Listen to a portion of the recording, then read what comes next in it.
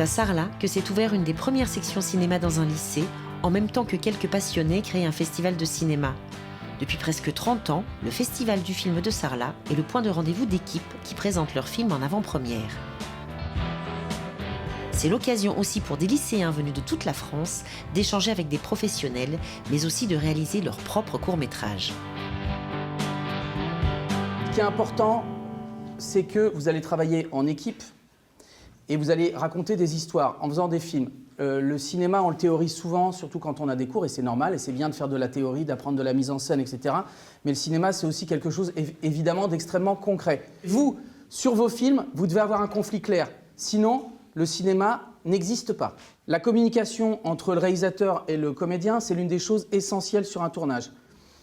Si vous voulez faire ce métier, n'écoutez pas quand on vous dit c'est pas possible, c'est dur, c'est bouché, etc. En général, les gens qui vous disent ça sont des gens qui ne travaillent pas dans le cinéma.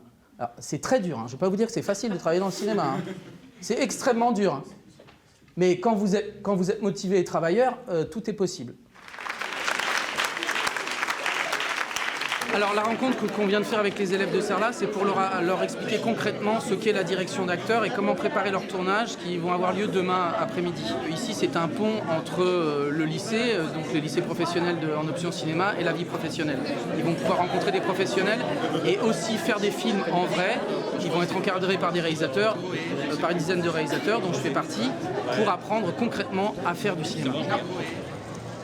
Alors, le Festival de Sarlat, c'est le premier festival en France consacré aux lycéens. C'est vraiment sa spécificité. Ce sont des lycéens qui viennent de toute la France, qui sont en terminale option cinéma, et donc qui travaillent, qui ont des ateliers, des conférences. Et le soir, ils vont voir des films avec des grandes vedettes qui sont venues pour eux et pour échanger avec eux. Qui êtes-vous? Edmond Rostand. Alors, votre pièce, comédie, tragédie, vous avez 2 minutes. Tragédie. Comédie. Bien, le titre. Hercule. Oh. Savinien. Cyrano. Cyrano de Bergerac. Mon rôle? Cyrano. Très bien. Qui est-ce? Un poète. Fin bretteur, avec une laideur. Laideur? Enfin, laideur, non, mais disons un grand nez. Un grand nez? Mais oui. Edmond, c'est évidemment Edmond Rostand. Alexis Michalik a imaginé comment Edmond Rostand a écrit Cyrano de Bergerac. On est dans le Sud-Ouest. On leur présente un film tiré d'une pièce de théâtre. Le réalisateur vient spécialement à Sarlat. Les comédiens sont là. C'est immanquable. Merci pour votre accueil de dingue. Merci beaucoup. Merveilleux. Pourquoi Edmond Rostand? Parce que Shakespeare était déjà pris. Hein, il y a eu déjà un film avec Shakespeare qui s'appelle... Voilà, Shakespeare in Love. Et moi, ça m'a un peu donné l'idée à l'époque, il y a 20 ans, quand j'ai vu Shakespeare in Love, je me suis dit, ça aurait été bien de faire ça avec un auteur français. Et puis, quelques années plus tard, en relisant Cyrano, j'ai appris, à la fin de Cyrano, il y avait un dossier pédagogique.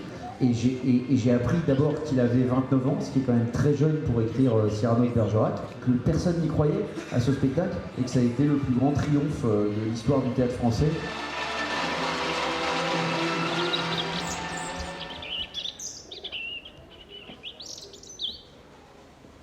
C'est bon le son?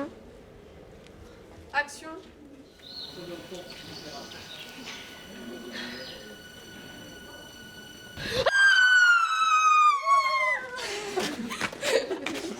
J'encadre en fait ces élèves pendant la réalisation qui est un petit court-métrage en fait de 3 minutes. Je vérifie qu'est-ce qu'ils veulent faire eux en mise en scène. J'essaye de voir la compatibilité par rapport à leurs idées. Est-ce que ça va bien avec leur film? Est-ce que ça va être concret? Je les encourage à parler aux comédiens, au niveau de la direction d'acteurs et puis aussi à se parler entre eux. Donc si c'est un subjectif, il faut faire vraiment un vrai mouvement où il arrive. Pour moi c'est très rapide. C'est pas, pas ce genre. Et donc du coup si c'est ça, y a pas. Je pense que là-dedans vous le montrez jamais. Ou alors il est très loin. Vous voyez ce que je veux dire? En plus c'était hyper speed parce qu'on a que 4 heures. Et des acteurs qu'on connaissait pas, une réalisatrice qui nous a bien encadrés. Et c'était aussi la première fois que je travaillais avec une réalisatrice, du coup qui guidait vachement plus pour les plans et qui donnait plein de conseils hyper intéressants. Donc c'était cool. En fait, c'est un exercice qui commence début septembre pour 10 lycées. C'est autour d'un thème imposé qui est la métamorphose. Il y a 2 mois d'écriture Et ensuite, il y a un tournage encadré par un réalisateur. Ici, c'est Valérie Leroy. Et il y a 2 acteurs professionnels qui sont au service des étudiants et de la réalisatrice. Parfait, donc on est prêt à en faire une? Salut. Ça va? Ça va et toi? Ouais, ça va. T'as entendu les infos là? À la rédaction, tout le monde s'affole. Ça part dans tous les sens. Moi, je pense que les flics ils se trompent complètement. Je suis sur une nouvelle piste là, et à mon avis, c'est la bonne. Coupé. Au niveau du jeu d'acteur, c'est bien? Est-ce que vous dites c'est bon, on a tout ce qu'il faut? Ouais. Okay. Sur le personnage? Ok, on fait le contrôle. C'est super parce que je trouve ça hyper chouette aussi de partager, de voir leur enthousiasme. Je trouve que c'est une très belle opportunité en fait pour ces jeunes. C'est ici que tout a commencé. Une erreur, et je suis venue à la vie. Je suis sortie de l'obscurité et j'ai ouvert les yeux. Mon nom est Kara. Je suis l'une d'entre eux. Ceci est notre histoire.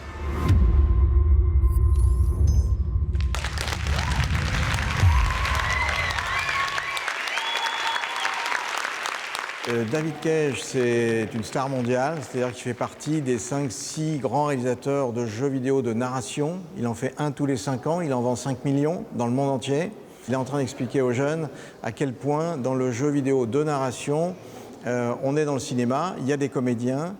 Au lieu d'écrire un scénario, on en écrit 40, puisqu'évidemment, c'est le joueur qui a le rôle principal. Je suis venu parler de notre dernier jeu qui s'appelle Détroit, Become Human, qui parle dans un futur proche de l'arrivée des androïdes. Mais l'idée était surtout de parler des liens entre jeux vidéo et cinéma et montrer comment les deux sont de plus en plus liés, et puis aussi donner peut-être envie à certains de ces jeunes demain de faire ce métier. J'écris seul, en grande partie, en tout cas sur Détroit, ça a été le cas. Et par contre, j'ai au studio une équipe autour de moi qui est absolument extraordinaire, qui a beaucoup de patience, qui relie tout ce que je produis. Et là, on est en train de se développer, on recrute beaucoup de scénaristes en ce moment. Comment est-ce que vous pensez qu'un univers qui est aussi large, ça peut évoluer dans le futur? Et moi, je ne bataille pas pour que tous les jeux vidéo se ressemblent et n'avoir que des jeux vidéo comme ceux que je fais, évidemment. Je bataille pour que ce type de jeu vidéo-là ait aussi droit de cité. C'est-à-dire qu'on n'ait pas que des jeux vidéo basés sur la violence en boucle, mais qu'on puisse avoir des jeux de l'e-sport, ça me va très bien, des jeux sociaux, des jeux pour un public casual, des jeux narratifs et émotionnels. C'est la diversité du jeu vidéo qui fait sa richesse, et c'est tout ce qu'on défend. Et je pense qu'on va y arriver, je pense que c'est une question de temps, parce qu'on se rend compte qu'il y a des publics pour toutes ces catégories de jeux, de la même manière qu'il y a différents publics pour différents types de films. Même aujourd'hui où tous les médias existent et on a Internet et autres, malgré tout, on ne pense pas forcément qu'on peut peut-être découvrir le monde. Et le cinéma est un moyen merveilleux de découvrir le monde, notamment le cinéma international. On peut vivre ici en Dordogne, avoir des possibilités, qu'il faut y croire, il faut se prendre en main. Et on ne va pas chercher les jeunes que dans les villes. Les jeunes, ils sont partout et il faut qu'ils croient à leurs possibilités, il faut qu'ils croient à leurs chances. Nous, au-delà de l'aspect purement pédagogique de la semaine que ces 600 jeunes passent avec nous, on essaye de leur donner confiance en eux.